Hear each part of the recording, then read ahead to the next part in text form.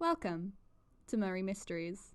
Hello, this is Jonathan Tilley. Howdy, it's Meg John. Hi, my name's Beb. Hi, my name is Ari Willis. Hello everybody, Rebecca Krauss here. Hi there, I'm Tom McGinnis. I play Dracula. Lucy Westonrat. You probably know me as the voice of Dr. Seward. Voice of Art Homewood. Professor Abraham Van Helsing. It's Jonathan Harper and Quincy Morris in Murray Mysteries. So today is our last official day of recording.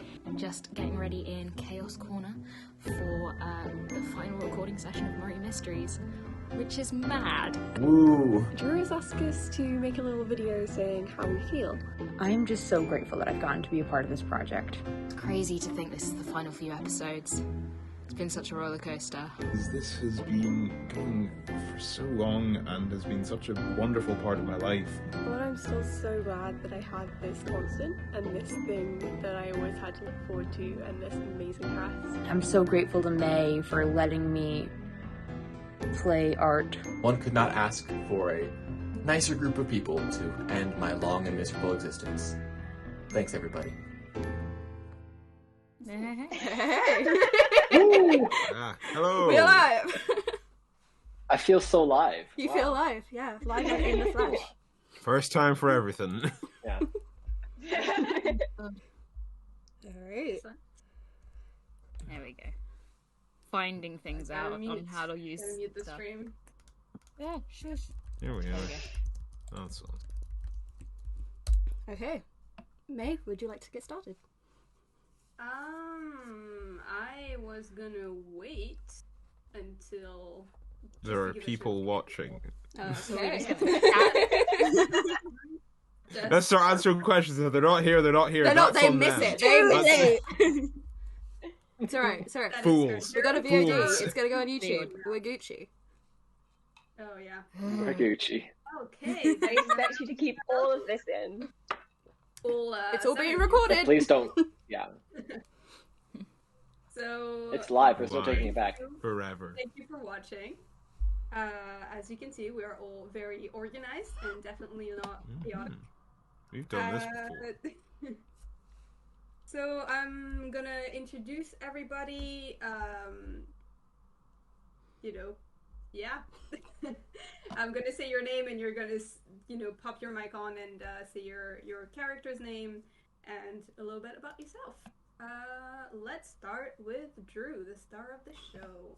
Hello, I'm Drew Victory. I play Amina Murray in Murray Mysteries. I'm also creative person at Noves. I do the techie and the website stuff, so Yeah, this beautiful stream setup that we have here is courtesy of Drew.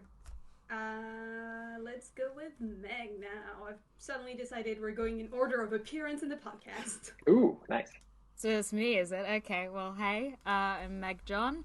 I play Lucy and occasionally a vampire every so often. And yeah, I'm just a voice actress here, and main cheerleader at Noves. Okay, then next one would be Beb. Hi, I'm Bevan or Beb. I am the voice of Dr. Seward, and I also do the finance stuff at Noves occasionally, which mostly means checking the bank account and crying. And yeah, that's kind of a summary. I'm also very slowly writing my own project that a lot of these beautiful faces will be in as well. It's wonderful. Yeah. Alright, then it's Becca's turn. Hi, I'm Rebecca Krauss, and I am the voice of Professor Van Helsing. Well done. Professional, as usual. I think Ari is next. Hey, I am Ari Willis. I play art. I also help with some Noves PR stuff. Hey. Ari's great. We love Ari. Then Tom. Hi, I'm Tom. I am just a voice actor and, itinerant Egypt, really. I'm brought in to sound weird, which is a noble profession, and one that I've pursued for a long time, so it's a real honor. As you can see, this is Tom. He had one job, which was to say who he was playing. He didn't do that. I play Jonathan and Quincy. Yeah. He's our double personality man. You've played a few extras as well, right? You've played, like one, yeah. I played the captain that one time. With a very exaggerated version of your Irish accent. Yeah, I was kind of like slightly more southern, and I don't even know if I really pulled that off. Yeah, Okay, like just, and then lastly, well, almost lastly, the one, the only Jonathan. Hi, everybody. I'm Jonathan Tilley. I am the voice of Drak, and I'm a friend of the Noves family. Kind of heard about it word of mouth, and very excited to be part of this project. Been great. Wonderful. We have one last actor here. Oh no. Oh, here we go. Oh, it's a small boy. This is Gilbert. Yay. He is the voice of the Beast. It's a teeny tiny boy. Hello, It's a Little small friend. boy. Oh. Yeah, sorry, I woke him up from his nap, so he's not very happy. How very dare you? Look, he's a You jobbing shall be professional. angry. He comes in, he does his recording. Like that's yeah. He It's doesn't not even it's not in his record contract, the rest really. of You'll be hearing from the cat union, May, and those guys are brutal. True. He is the cat union. Oh. The cat version of SAG after are absolutely terrifying. I'm glad So- Void isn't here to hear about it. Oh yeah, Void would be most upset. Don't let her know about the cat union. So to anyone watching, if you have any questions, please leave them in the chat, and we'll get to them in the later part of the Q&A, which is going to be listener questions. And the wonderful cast, who you can see in the chat as Dreamer number 3, is going to be moderating and giving us all the questions. Right. So we're going to start with all cast questions. We will go around, I think, in the order that people are displayed on the stream, and you can all take as much time as you want to answer your questions. So the first one is, what is your favorite blooper?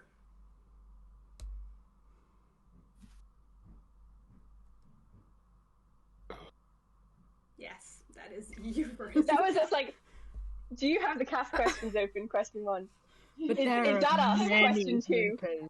There's too many. We're so prepared. Professional outfit. I tell you what. Okay, so my favorite blooper is probably right at the very start when I was doing the bit for Dr. Seward when I was trying to say escape attempt. Came up perfectly. But there are so many takes where I was just going, escape attempt. I had to think I changed it to attempt to escape because it was the only thing I could get out of my mouth. I don't know what was happening. I enunciate really well. I feel like I can never say words, so it's a difficult profession that I've chosen here. And Ari, what is your favorite blooper? I was gonna say the same thing. You stole my. Okay, so second favorite blooper is I can't even remember the context. Oh yeah, Becca was saying she was a bit breathless, and then Drew said Quincy could make Van Helsing a bit breathless, so that happened. I nearly died on the stream.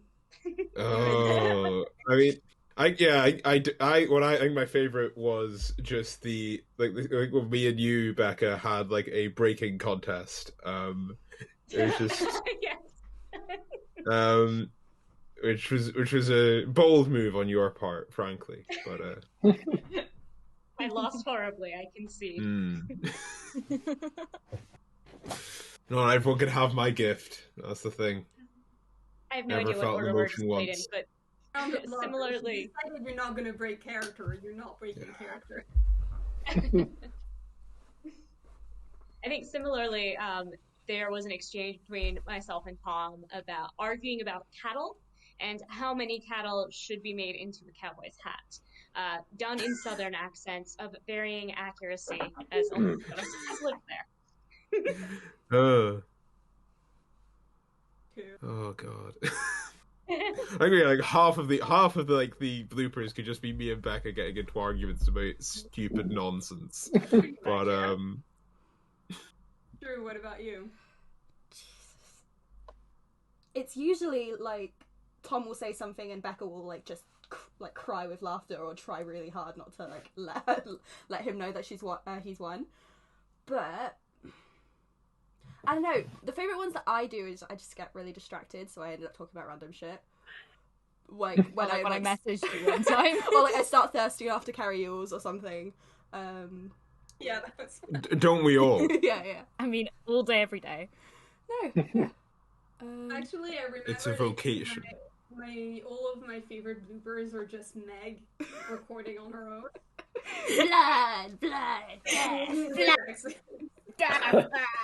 Yeah, I'm really good at that. Okay. No, I think my favorite bloopers would be a mixture of me just messing about. I think May has several messages from me just at the end of some of my ones where I'm recording solo, and I'm just like, May, I am so sorry. Like, ignore half of this. This is rubbish. Forgive me. Forgive me for I have sinned. And but my other one was, I can't remember who it was who said it. It was pretending to be Drak. So I think it was Tom, and he was like talking about cats being hordes of the night. And I think that is my favorite blooper to date, because he's like, these are my hordes of the night. No, get off the table.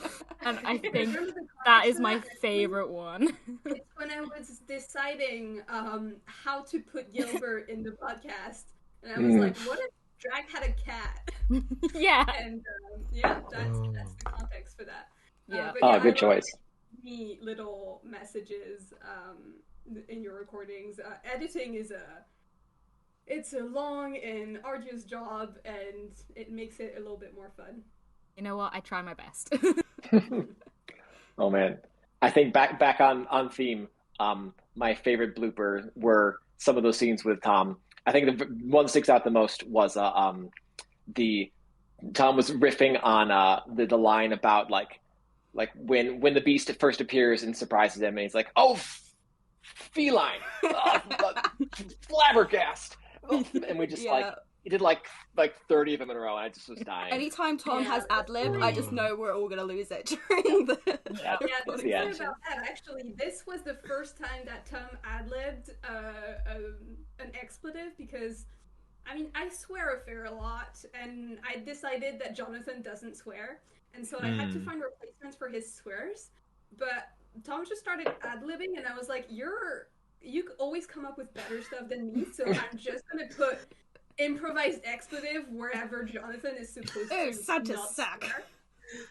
And it's always fun to just... It just steadily escalates to the point where I have to improvise an entire country song. You know, that's great. Oh, that's a spoiler.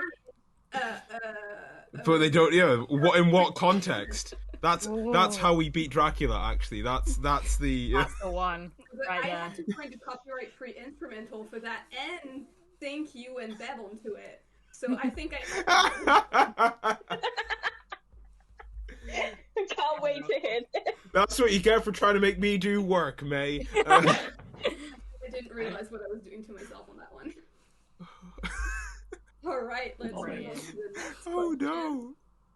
Which might tie into that a bit, actually. So try to think of a different answer. What is your favorite recording moment? Should I go? You go. Okay. I really there was I don't know, I can't remember the episode number, but Jonathan was asking Mina, you know, if this all goes south, please kill me. That was really emotional, very emotional moment. I'm just like sitting here silently, like, should I be here? Like, obviously, I'm not in the scene. I think Tom made a joke like that, like everyone's like has their ear to the door, but like that was really emotional, and I felt like it was like I sitting there. I felt like it felt real.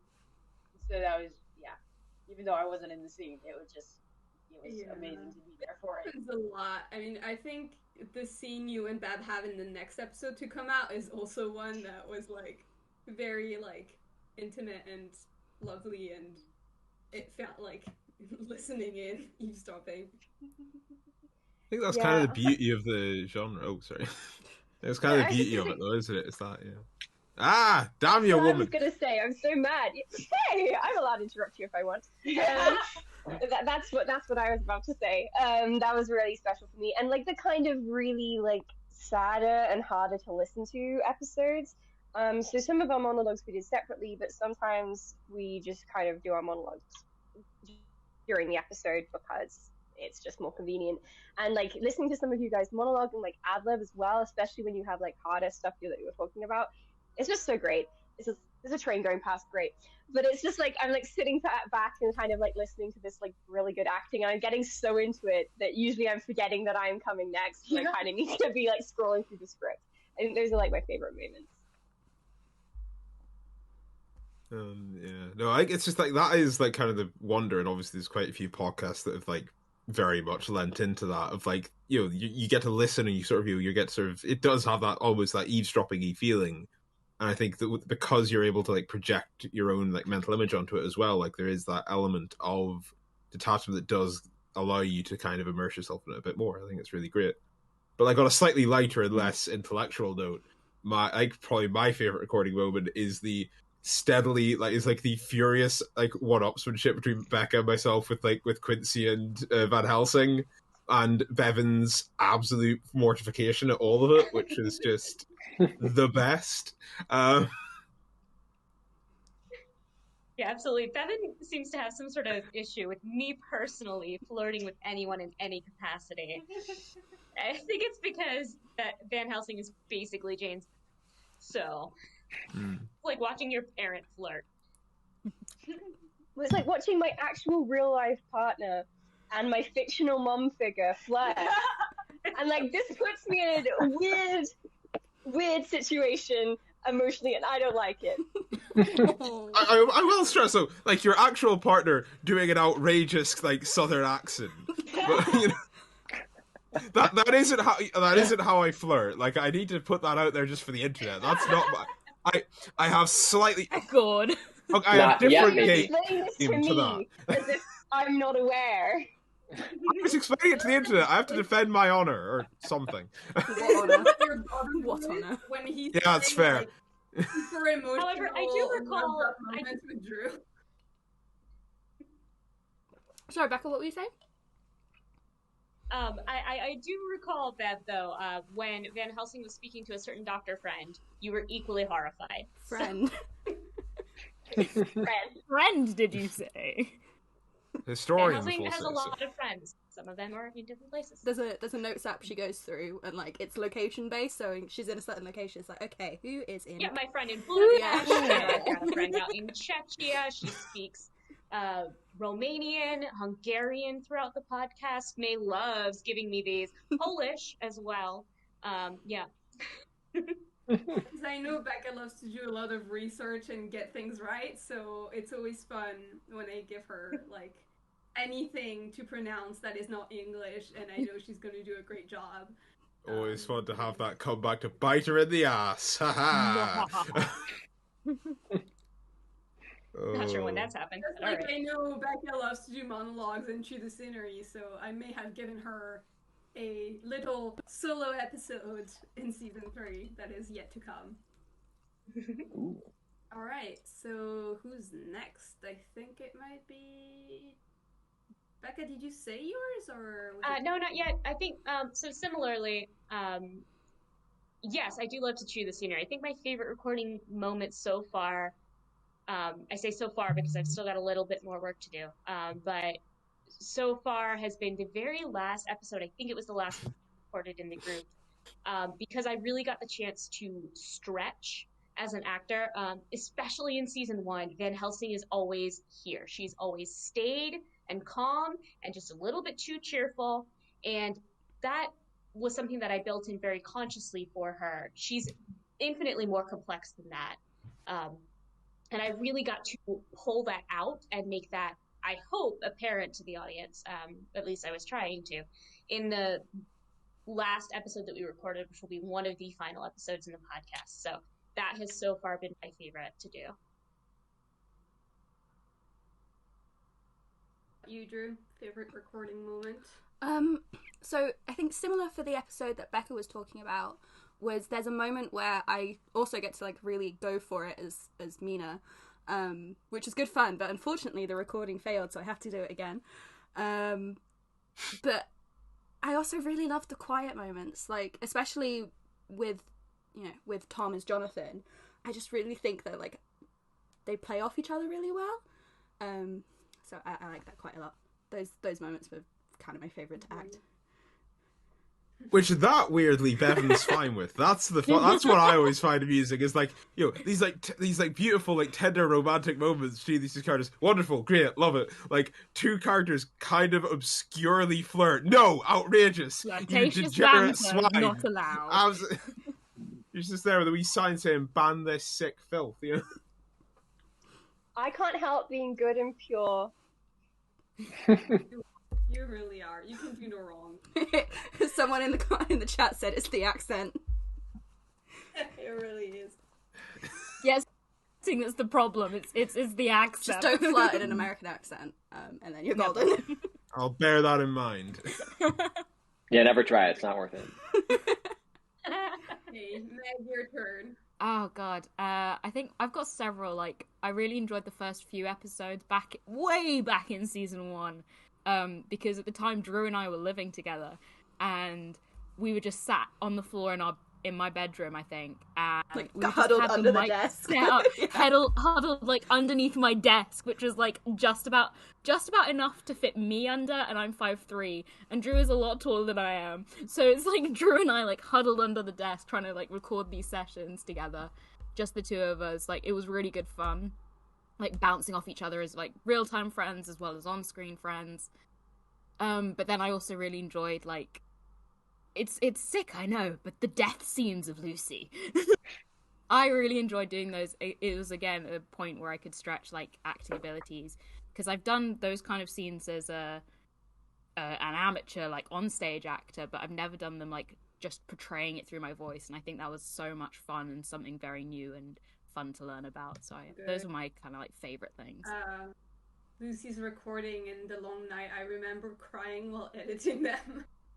I'm sorry. And then you would finish a take and go, blood, death. It's like really heartfelt, like, sorry, can you please, like, forgive me? Don't let yourselves, like, do anything. And it's like, I'm done.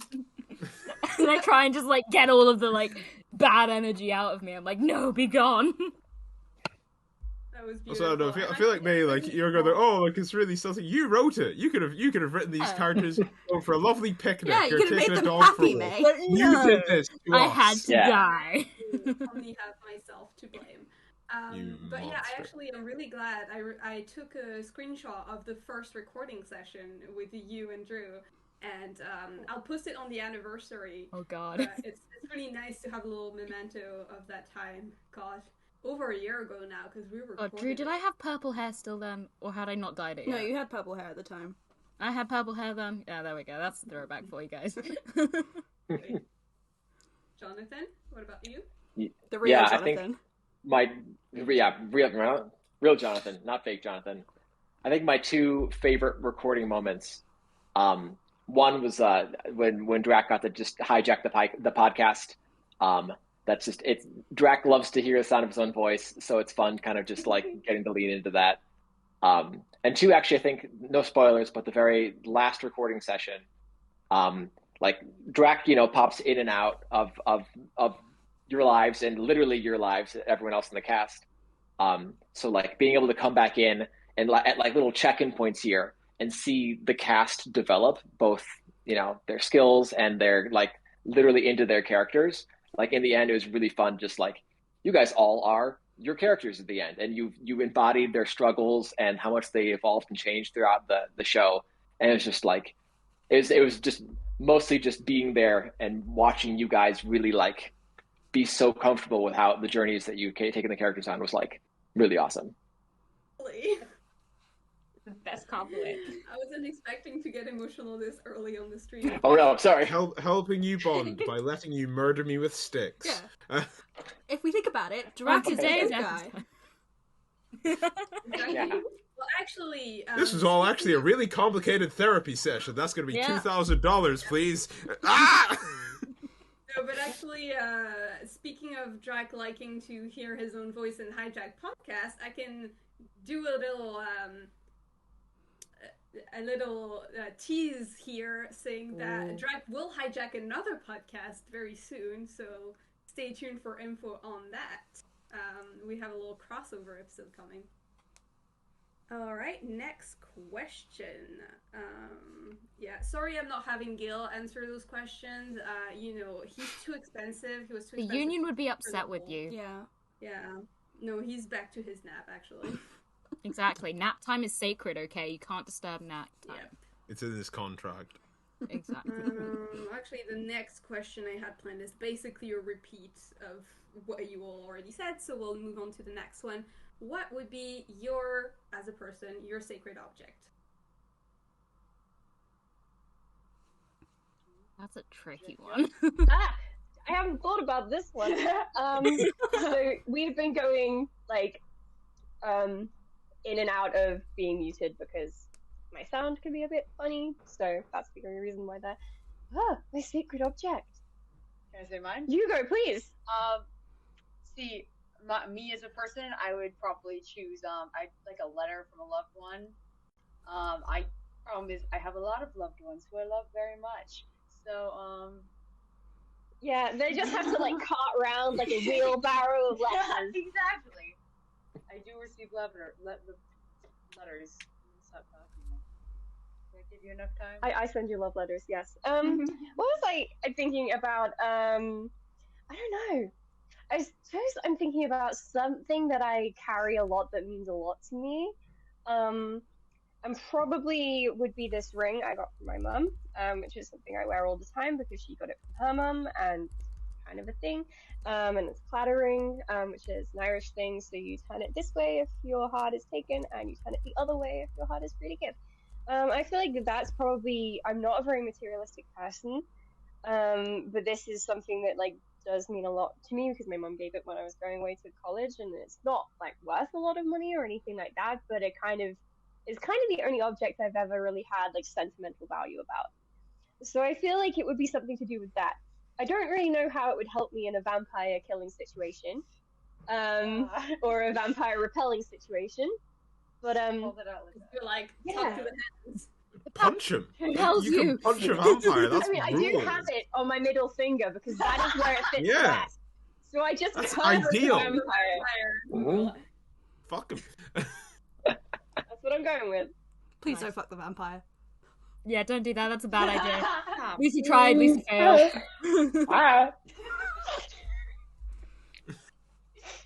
We don't know. Look, Drak sings a thing. No. No. See? See? Ari, what is your sacred object? Wait, now! Ari, you see So that Ari said.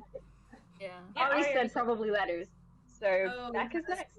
You went first. Becca, yes. Okay. Oddly, it would largely be the same as Beb's. I also have a Claddagh that was given to me by my first love, and then had a connection to my grandmother who recently passed, who meant a lot to me because she always wished she had one to give me because she was her family. It's also silver.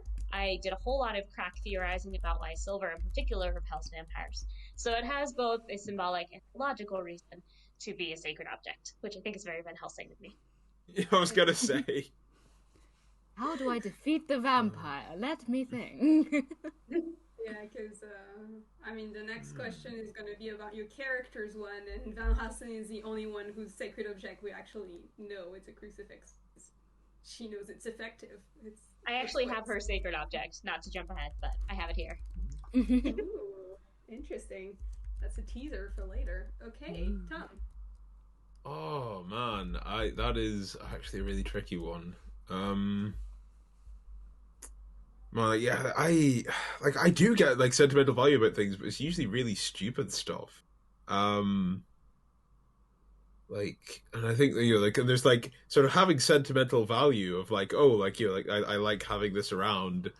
I genuinely I think the thing that I'm actually no there's There's a hip flask that my auntie gave me that like it was right quite close. That's been with me for like quite a few like weird events and like nice moments. That and like it was given to me by my auntie, who I care about a lot. So probably that, or there's this one Magic the Gathering deck that I really love, and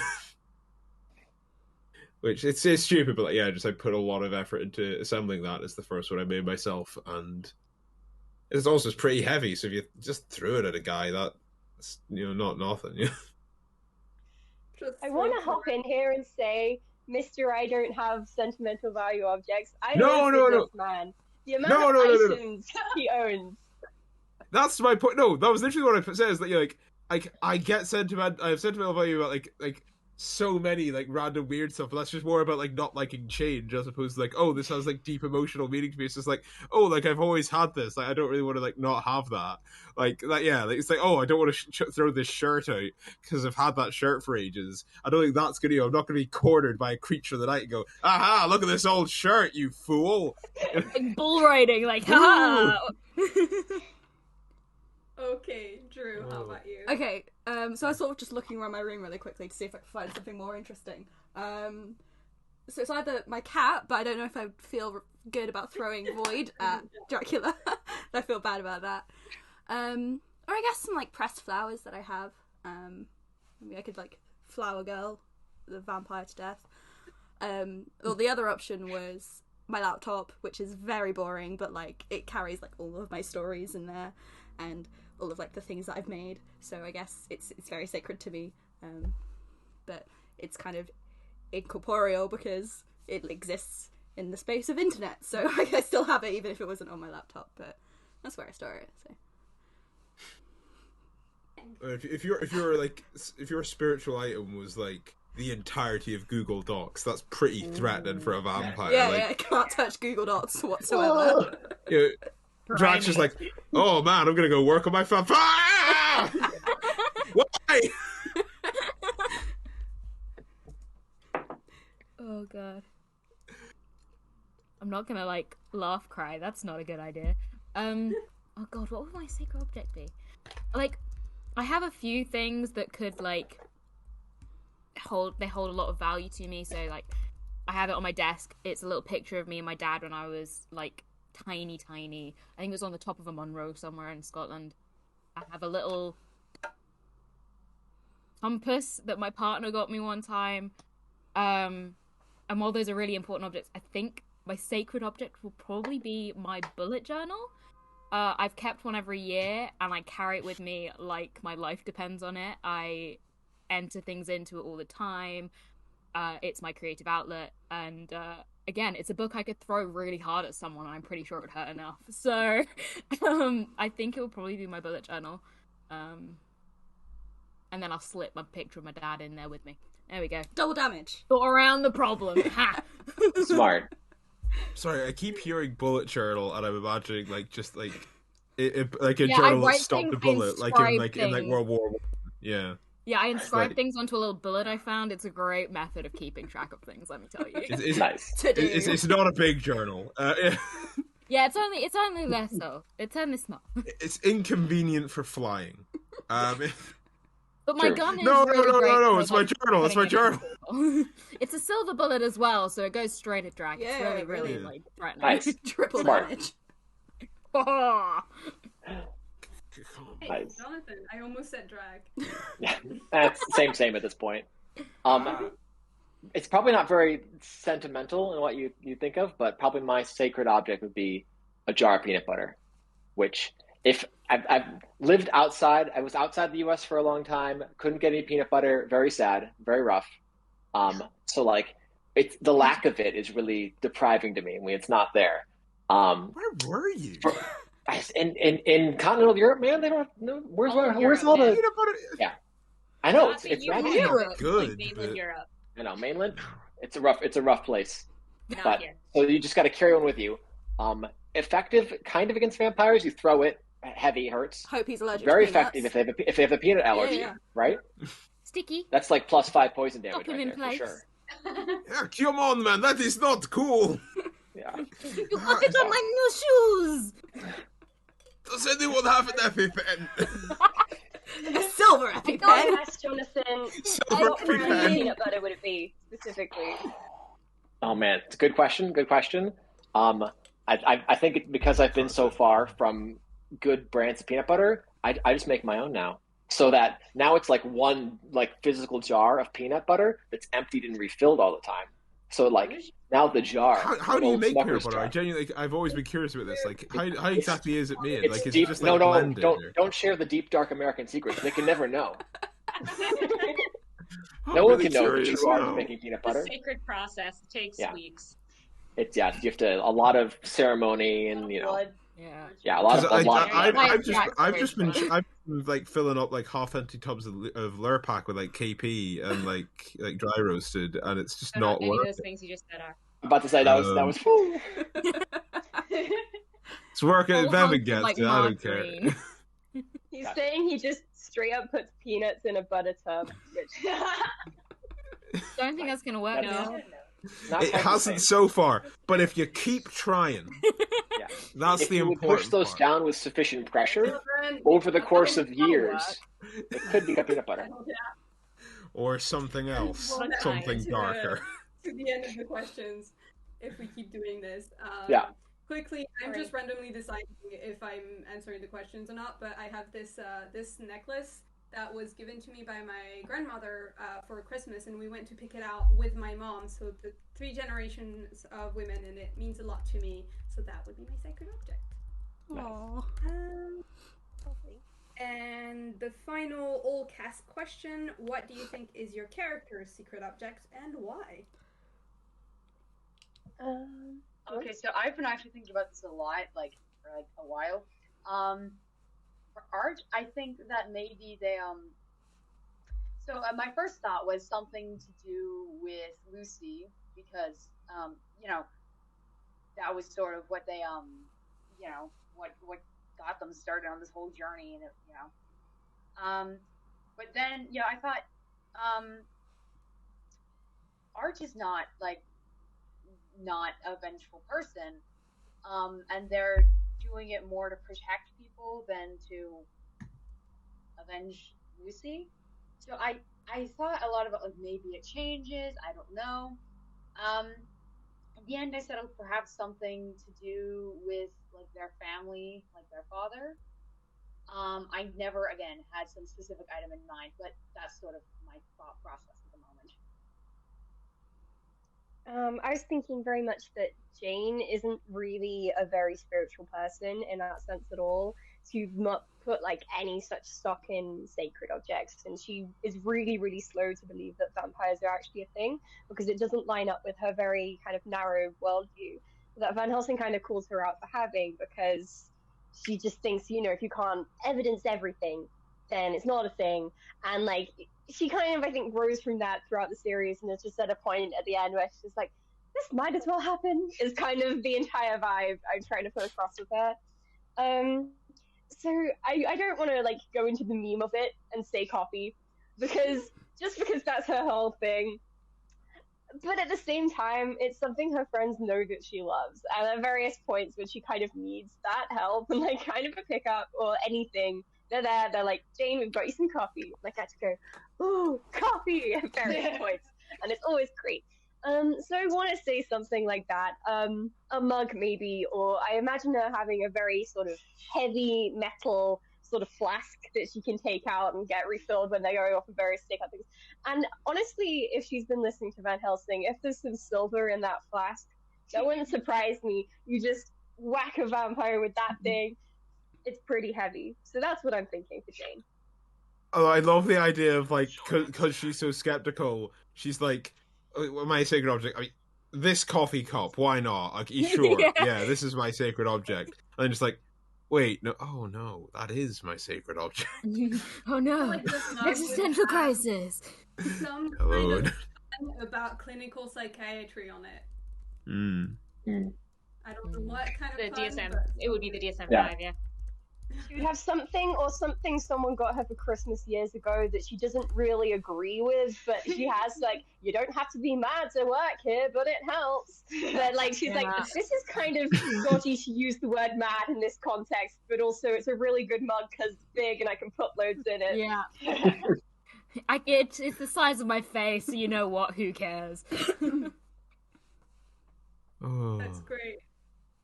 Becca? Alright, so I actually have Van Helsing's sacred object here. So, as we said, so this is a crucifix. It's more specifically a rosary. The crucifix is silver. This rosary I got from the Vatican. It has been blessed by the Pope. It is perfumed, which I imagine Van Helsing would soak it. It smells like rose petals. It's actually delightful. I imagine Van Helsing would have soaked it in oils that are sacred in perhaps another religion. It's also red, which is considered a lucky color in China and spiritual significance in Shinto religions, and is the color of blood, which Dracula himself finds quite sacred.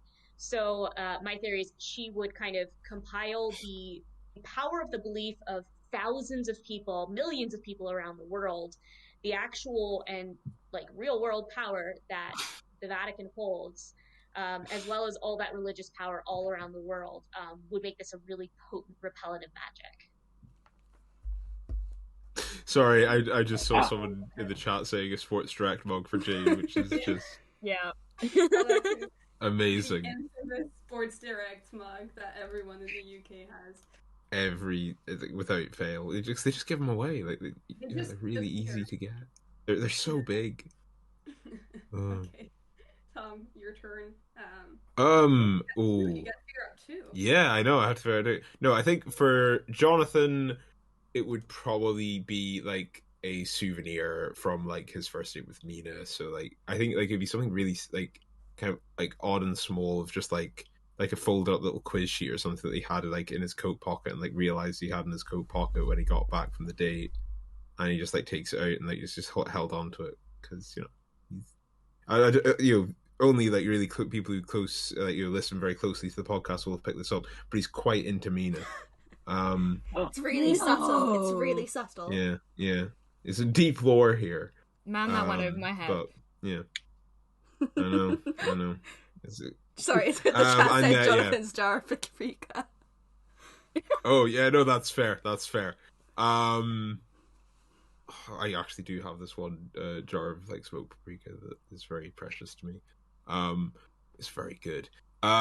Anyway, no. And then for Quincy, I don't know. I think like it'd probably be like some like belt buckle that his dad gave him that he just really loves, he holds very dear to him, and also means that he can hip thrust to repel vampires, which he would find endlessly hilarious.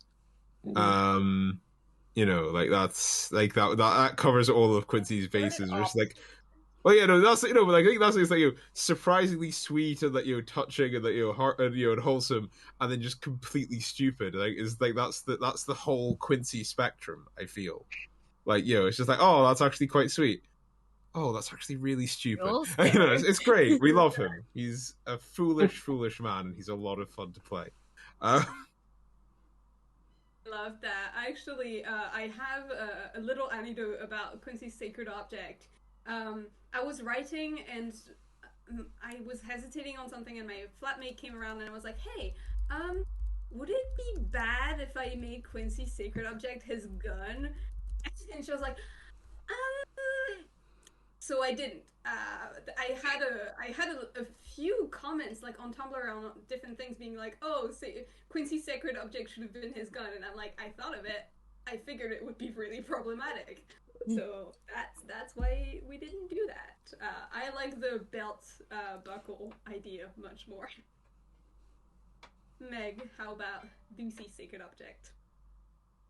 Lucy's sacred object. I genuinely don't know. She's such a carefree person. It would probably, like, in my head, she still has that sparkly dress that got ripped somewhere. I feel like if she were alive at that time, she'd be like, this would dazzle him! Let's blind him with this! And, God, I'm so sad kind of that like, Lucy didn't meet Quincy. Throw and run off. Oh yeah, the chaotic energy would have just made. Oh wait, no, they dated. I don't know. Well, we dated at a point, darling. It was a fling. It was short, but it happened. The chaos was just too much for us to handle. But yeah, I think it would be something that her mother had given her, I feel. But for a laugh, I would want it to be the sparkly dress that she'd actually kept somewhere in the ether of her overflowing closet that I imagine she had. It's on her too, so she has to do a little dance to repel the vampire. Yeah, so she's gotta get in with it, you know. Obviously, the dad dance I just did is not probably what Lucy would do, but you get the vibe. Yeah, and then Jonathan with Drak, a bit more complicated, but I guess if Drak were to try and repel another vampire, what would I was thinking about that. It's a little weird for Drak, but I think actually what his sacred object would be is he found a picture of the gang, like everybody else, and he's photoshopped himself into it. He's hanging out with them. No, you just made me sad.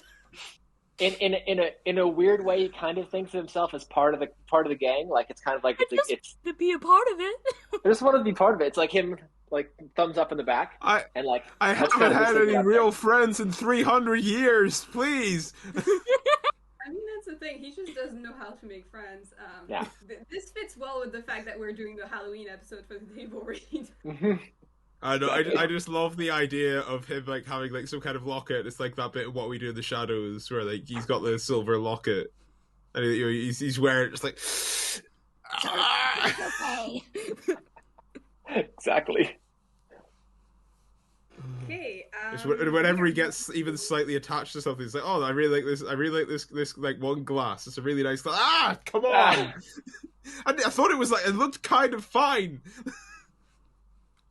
That's why I can't have any cutlery I like. Moving on to a specific question for each of the cast members that I've put together.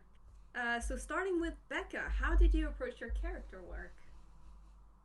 So for this one, because there had been other representations of Van Helsing before, I started with those. So I reread part of the original novel. I'd read it a long time ago when I was younger. So I reread a little bit to kind of get what the original character was. Essentially gleaned they're kind of odd and quirky intentionally. They're supposed to be kind of the odd one out. I went through some of the video or movie and television adaptations of her, both male and female forms. And then I kind of stepped away from it. So I intentionally didn't reread all of it, watch a whole series. I didn't want anything else to really bleed into my interpretation of her because I knew that this was going to be very faithful to the source material, but I wanted Van Helsing in this form to be fresh. So I spent a lot of time thinking about where her head would be relative to the rest of the cast. There's a significant age difference there. I see more than in the original book. And then I did the monologue, the lecture, Medicine, Magic, and Metaphysics was really my way to get inside of Van Helsing's head, modeling it on some speeches that I had gone to in college and kind of taking how does a storied academic with at least 6 PhDs believe in vampires and how do you bring those together? And so I just spent a lot of time living in that headspace throughout that research to kind of build Van Helsing. It's amazing. So much wonderful character work. True dedication. Very method.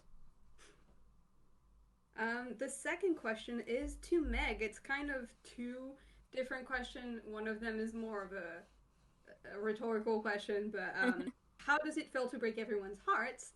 And what's your favorite accent to put on? Well, I don't know. It was interesting to see the responses to Lucy's, last episodes.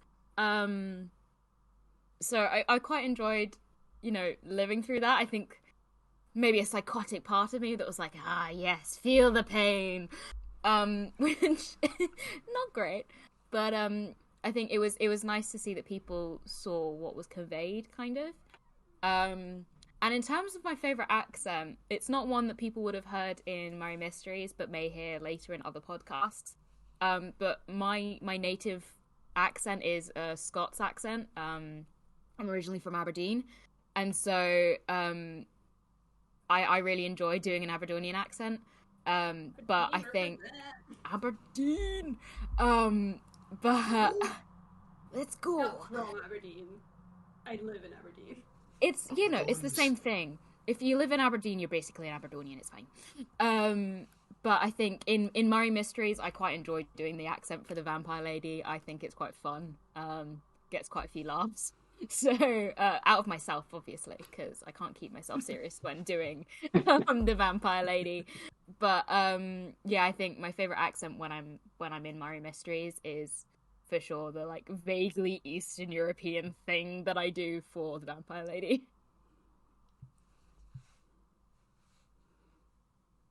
Drew, how much of yourself do you see in Mina? I'm not sure I see a lot. Like, there's some crossover, and especially during the start when I was sort of still quite new to voice acting, I think a lot of myself bled into the character because I wasn't used to how to portray a different character using just your voice.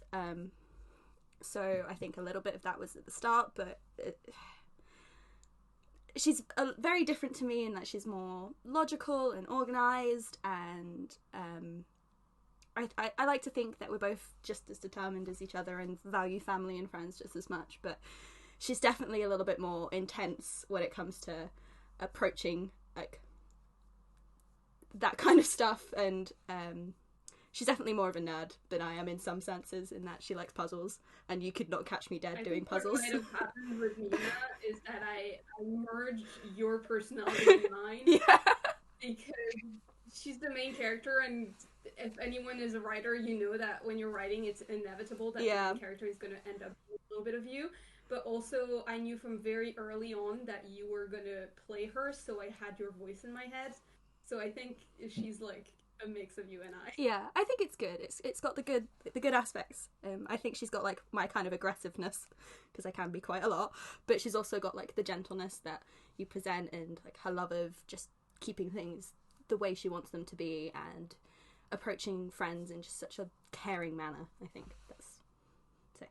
Not saying that I'm not caring, but I can be quite a lot. I'm not everybody's cup of tea, so yeah. You are great.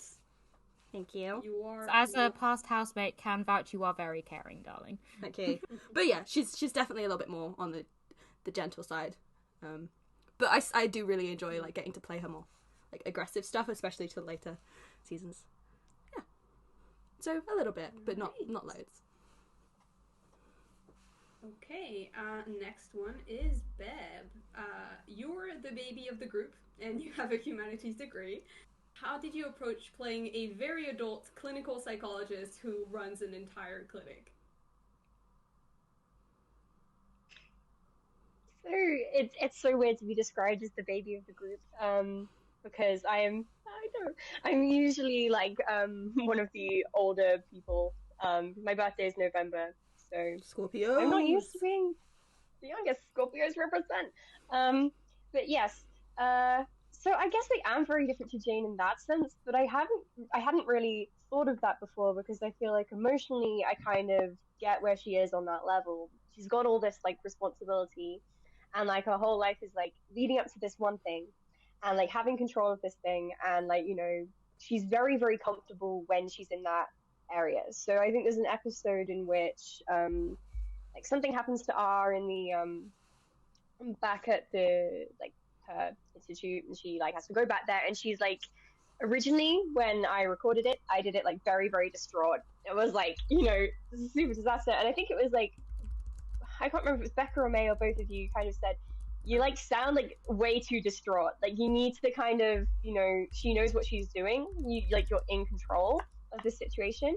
And that kind of changed the way I approached her, I guess, in a sort of like, oh yeah, okay. She is in charge. Okay, I love Wolf 359. I'm stealing this line. She's in charge of this disaster, right? So she knows, like, when she's here, her head is in the game. But I think when it comes to the sort of emotional parts of her life, like, yeah, she's older than me, she's more experienced than me, but she doesn't know what she's doing. With, like, you know, with, like, her feelings about Lucy. Because she clearly is still still dealing with some of those happening and how everything is going down. I feel like she gets better at it as we go on, but I feel like she's not super great at dealing with her own emotions, and neither am I. So this is a very long way of saying I think we are more alike on that kind of emotional mental level, even though we specialize in very different things. And I also, even though I did a humanities degree, a lot of that was in philosophy and focus on ethics, which of course in ethics of care is something I wrote a lot about, especially during my final year. And I think that would be something she'd be very interested in as well. So we have got some academic similarities. That's a good point. I mean, economics is basically just psychology, but for terrible people. So. And yeah, even though I am the official director, I've got to say everyone kind of participates in making up their own characters, and Becca in particular is very good at sometimes giving notes that I haven't thought of. So props to Becca for doing some really good directorial decisions there. All right, next is to Jonathan. We know you as an extremely kind and sweet person in real life. So how did you get into the right headspace to play Drak, who I pretty much always described as a fuckboy? Yeah, it's a good question. And I think that was something I was concerned about just coming into the project. I'm like, there's so many portrayals of Dracula out there. And he's like the classic villain, right? So how do you embody that villainousness? And I think part of talking to May about it, looking through the script, what really clicked for me was he doesn't think of himself as a bad guy. There's no I am a villain, look at me. It's like, no, I'm Dracula. I like having fun. He really leans into the entertainment value of his interactions with people and gets a lot of personal joy from kind of toying with people. So I think that was something I was able to connect with. And really despite kind of being a murderous bastard, he still didn't really think of himself as a bad guy. It's like, yeah, people, and sort of the way May wrote it and kind of the feeling I was able to bring to it, I feel like for my headspace that clicked pretty nicely. Yeah. Good, yeah. He's just bored. He's gotta do what you gotta do, I'm a vampire. I eat people. Yeah. I want to leave my life. Blah, blah, I was blah. having to say that created a very fun dynamic. I so very much wish we could have had a lot more recording sessions together, because it was just absolutely electric every time. That was fun. Very fun. Next question is to Tom, and it's a much less serious one. Who would you think would win in a fight, Jonathan or Quincy?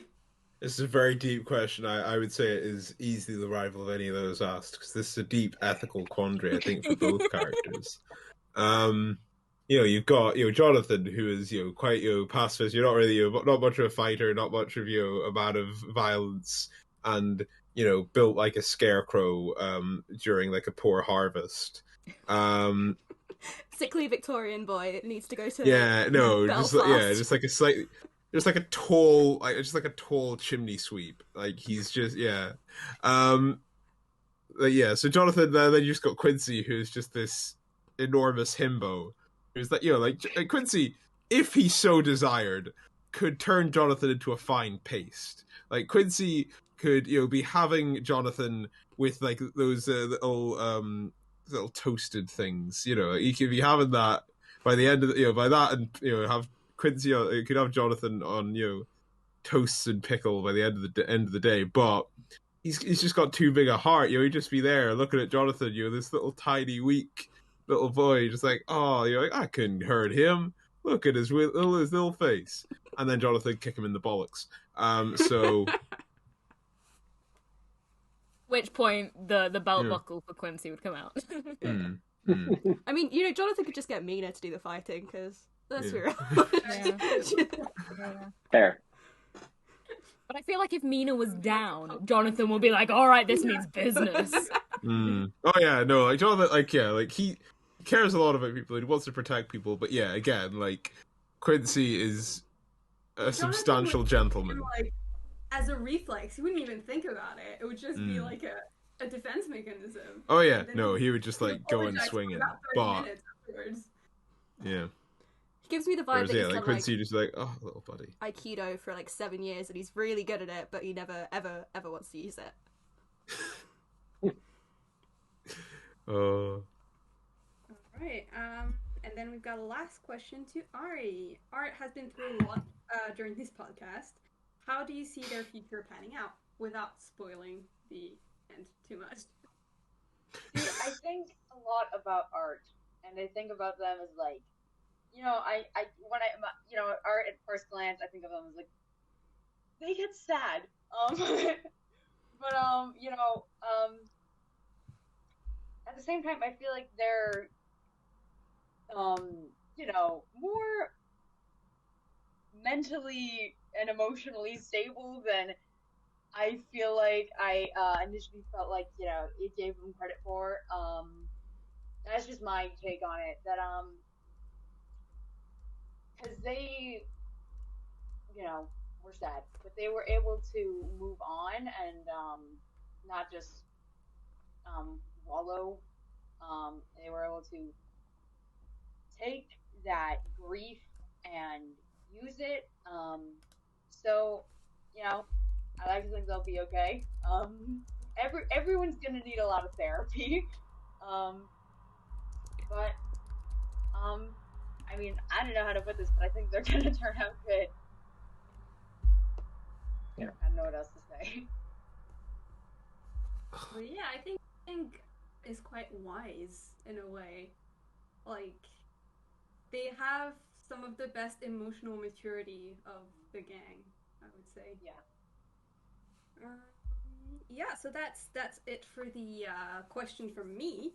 And now we're gonna have some listener questions. So we have one that we got on Instagram a few weeks ago that I decided to keep for this live stream, which is, do you know what's gonna be next? Are you the characters gonna stay the same and they fight Frankenstein next or something? I like the characters so much, I'd hate for them to disband when this is all over.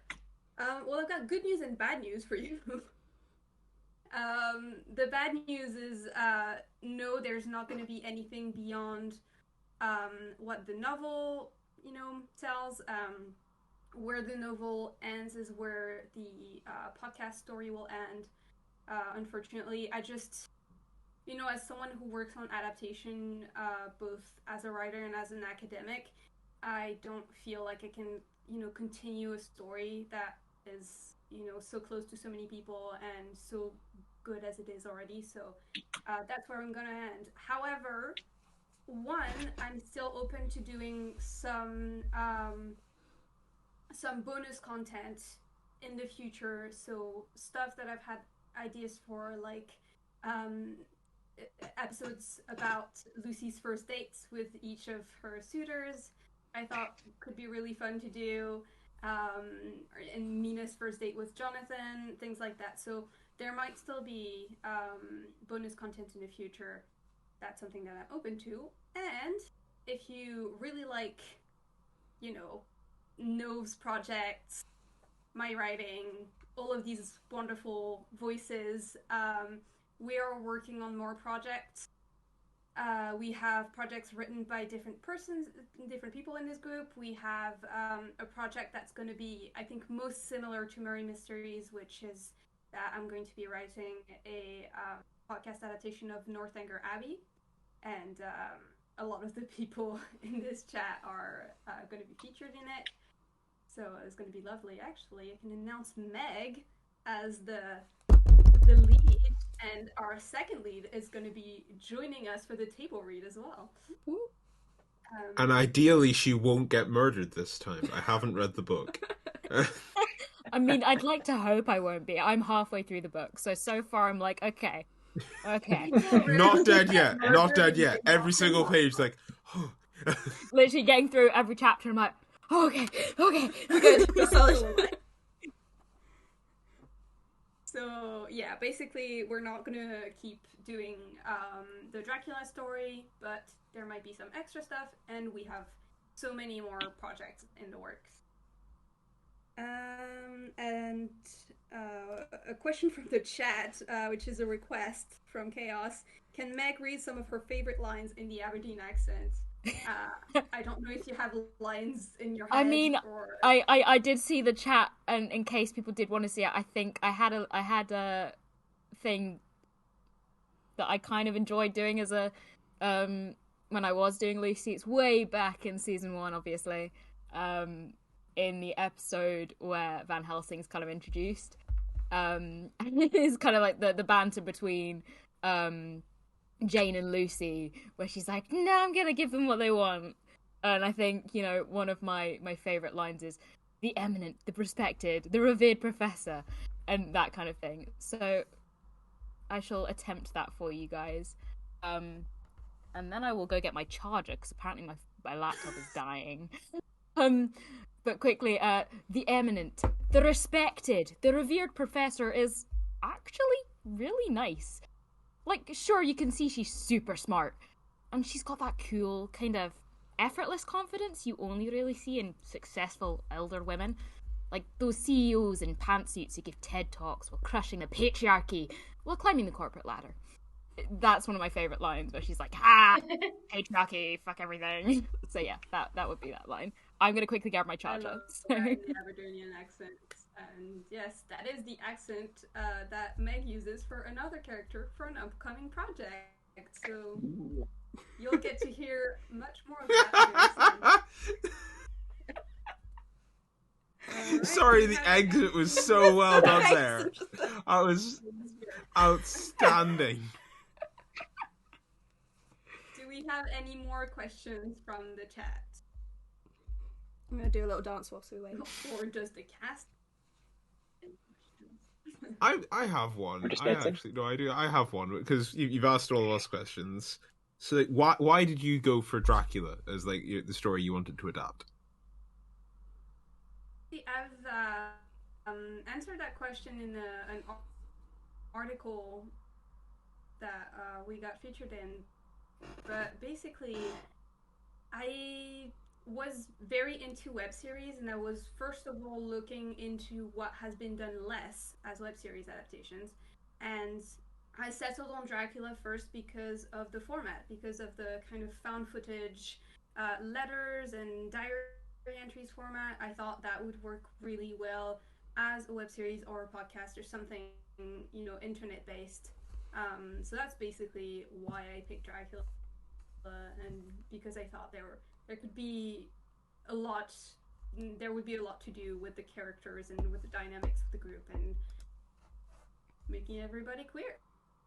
Yeah, I mean, that honestly, that really did strike me as like I thought it was a really good fit when I first heard about it. So yeah, I would very much agree. I mean, obviously you'd have to cast some kind of genius to play Jonathan Harker, but still, you know.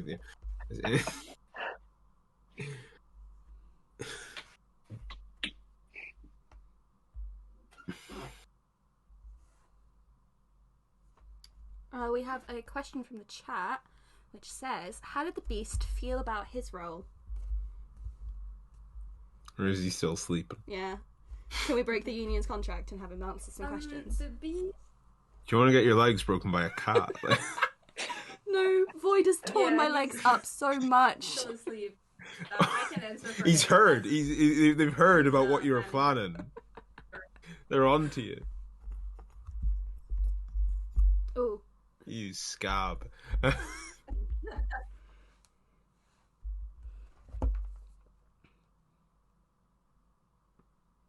think May's. Internet connection. We might have lost kind of May. losing everyone a little bit. Is anyone else having this problem? I'm losing May just a little bit. I mean, I've lost May. May especially, we're losing it. Well, I mean, we're about to go to break. I can say that the Beast. I think we're about to go to the table. Right? Yeah, we're gonna take a. I'll just speak for the Beast and being a very good, solid, like playing opposite, very dedicated to the role. Mm-hmm. So I could just really can see dedication to the craft there. Yeah. So He's like I'll speak for the Beast on that part. the Sir Bit of a Patrick method Stewart. actor, and it can be difficult Yeah. at times. Like they get really embedded in the role. It can be a bit intense. It can be a bit intimidating. Working with that kind of performer. May's dropped But- out, It is. so I think it should be good. A real to pro, drop to a real stream- pro. to break because May dropping out, the stream's got a bit wonky. So I Perfect. think we're gonna head to De-wonkify. and then we'll de-wonkify, have a quick tea break for everybody, and then we'll see y'all in a bit.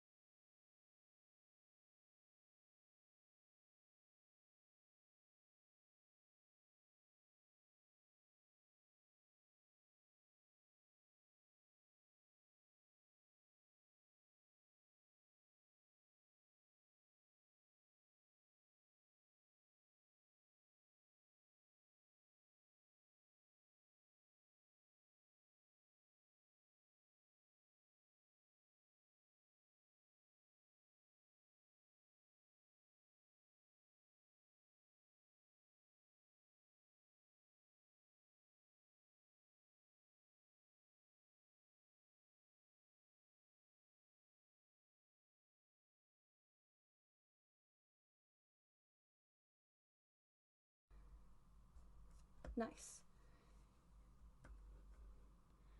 I think audio may have dropped out. Sorry, 1 second.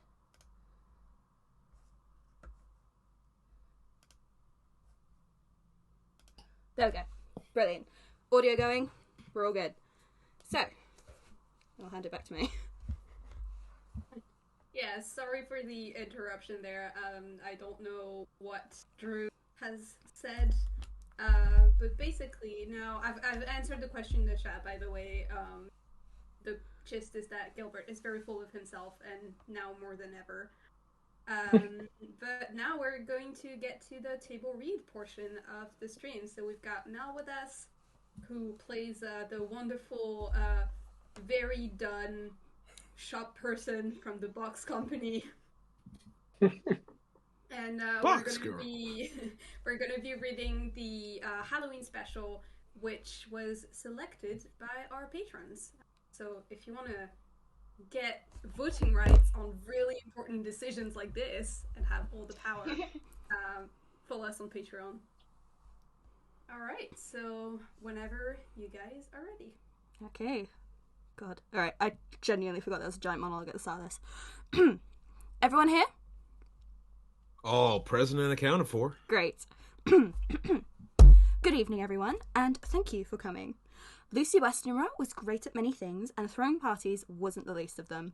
Her Halloween parties were a thing of legends. People are still talking about the 2019 zombie tag debacle, a party so well planned it created a widespread panic on campus and nearly got her suspended. Until, of course, she charmed the disciplinary the disciplinary committee and got them to apologise to her. Laughter from others. There we go. We did the laugh. I know the past few months have been difficult, to say the least, but I don't think we would be honouring Lucy's memory if we didn't take a moment to enjoy what we still have. Which is why I decided this year to honour her legacy with the year's Murray Murder Mystery Mania. Woo! Thank you, thank you, thank you. Now, if you all reach under your seat right about now, you will find an envelope containing information about your character. Read it, and let the spirit of the character overtake you. I'm a bounty hunter? Ooh, I'm a scientist. Want to swap?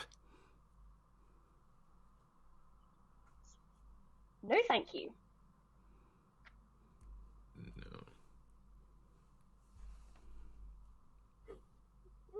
No. You hear me? I heard you. Yeah, I said. Ooh, I'm a scientist. Want to swap? And I said, no, thank you. I didn't hear you say that. Yeah, like that didn't come through at all. So, why is it my fault now? Yeah. Prof, what you get? It's your line again. Myself for now, if you don't mind. Sounds like something a murderer would say. Hey, box girl, what you get? Person who doesn't know what they're doing here. And I do have a name, you know, it's Mel. Ooh, I didn't know that was a thing. Can I see it? It's not a thing. I actually don't know what I'm doing here. You're here because Quincy thought you needed to have some fun. I have fun. Fun that don't involve boxes and box-related activities. Whatever. I'm only staying for the free food. Yeah, I hear you on that. Now that you've had some time to familiarise yourself with your new persona, let's begin. I am Duchess Cressida III of Wessex, and I welcome you to my humble but actually luxurious home. Dinner shall be served in due time, but for now, I invite you to walk around and mingle. Perhaps attempt to unearth your interlocutor's deepest secrets. You do you. How do you do, my dear? Very well, my friend, very well. How goes your estate? I sure have been busy with all my experiments on quantum physics. You're doing great. And I shot him. Just like that. Watched the light leave their eyes and I felt nothing. Should have just given me my money. Who are you? Oh no! What possibly could be happening? Quick, follow the sound! Oh no! Wow, that is some realistic blood. Guys? I didn't prep any fake blood. Shit. Let me give this a look. Yes, she is quite dead. No, not Mel. Who? The box girl. I only invited her because Art and I had a bet on as to who could get her to smile first. Well, I think you'll have to call this one a draw. Can we focus on the fact that there's a dead person on the floor? Jonathan's right. We need to figure out who did this. When is the last time anyone saw her? Right after you told us to mingle. I talked to her for a minute, then she said she was getting more cheese puffs. Well, clearly she didn't make it to the kitchen. Did anyone see her after she left the room? I stayed in there with Jonathan. I was in the library with Quincy and Van Helsing. As much as I respect your deductive reasoning skills, there's no need for this. Why? Do you know who did it? With about 99.9% certainty, yes. How? Look at her neck. Oh, come on! Again? Can we not just have one night of peace? You could have just invited me, you know? Oh, prickly pumpkins! Get behind me! Becca! I left my crucifix in the other room. Relax, I'm not going to do anything. I just wanted to feel included. It's lonely and boring out here. And I don't even get to dress up the beast in a little cape this year. What? I heard you were throwing a murder party, so I thought I'd stop by. Murder! Mystery party! There weren't supposed to be any actual murders! Oh, I guess I misread that. Oops. Oops! There's a body on the floor! What do we tell the family? What do we tell the police? Just say, oops! We could say a vampire crashed the party. Oh, God, we're all going to prison. All right, fine. I guess I'll take care of the body. What? Why? I told you, I'm bored. What am I going to do if you're locked up? Find more people to torment? Where else am I going to get a shirtless Texan, a vampire hunter with 3 PhDs? Didn't you want to, kill us? Yes, but only after I'm done playing with you. What's so hard to understand? I'm taking the body, you just get rid of that rug. It clashes with the wallpaper anyway. It's a disgrace. Hey, that was a gift from my grandfather. Well then, when I finally kill you, you can tell Grandpa's got terrible taste. Right, I'm off. This isn't the only body I have to dump tonight. I really should get a sidekick. See ya. Who's getting the rug? Not it! Not it! Oh, shit. We've done it. I love that so much. So That fun. brought me so much joy. Hypergirl, I would contend that, that's what you get put in after you get murdered, so at the end of the day, box-related activity, ashes to ashes, box-related activity to box-related activity. Yeah. Yes. Box to box. R.I.P. Mel. Gone but not forgotten. Yeah. Too soon. That being said, I just realized that this means that the people who died the quickest in Murray Mysteries are gonna have the longest parts and the biggest parts in the North Anchor Abbey podcast. Restorative justice, that's right. Yes, good. Garment. That's wealth redistribution, baby. Alright, so that is basically it for the stream. If anyone has any more questions, we can take a few more. But other than that, we'll be leaving you.